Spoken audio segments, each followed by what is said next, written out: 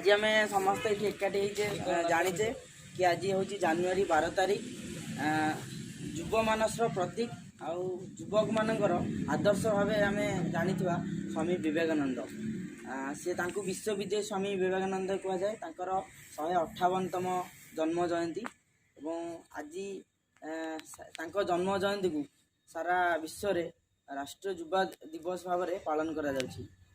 आम गण में आशीष भाई अच्छा आशीष कुमार राउत से वर्तमान उत्कल विश्वविद्यालय रे सांबादिकता और गण जोगाजोग विभाग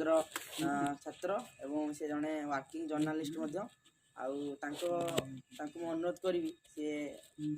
स्वामीजी विषय में अधिक किसी आपको आलोकपात करेंगे। धन्यवाद गोपबंधु भाई मत सुजोग कि कहवाई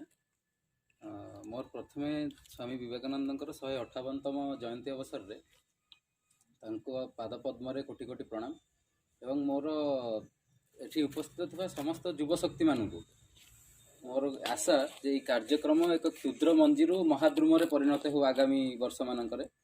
ये कार्यक्रम जी उपस्थित अच्छ एक महाद्रुम परिणत हो आहरी युवक मैंने जड़ित हूँ और स्वामीजी जे उद्देश्य नहीं जे पूर्वर पश्चिम को जोड़ी थे जमती आमर पूर्व भारत आ पश्चिम देश मान सहित जमी सनातन धर्मर संस्कृति को प्रचार प्रसार करते केवल यह संभव एक वरिष्ठ उदाहरण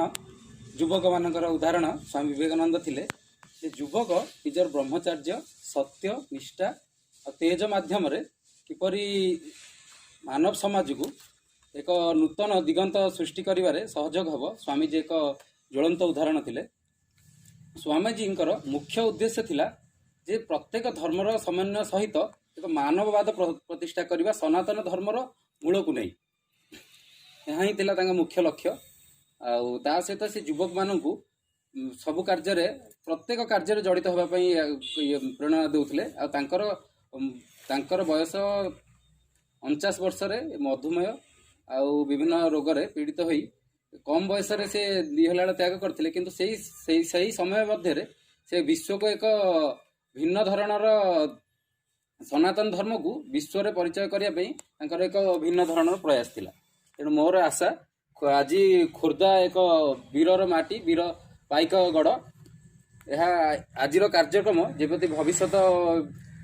भविष्यत वर्ष मानक एक क्षुद्र मंजीर महाद्रुम परिणत हो स्वामीजी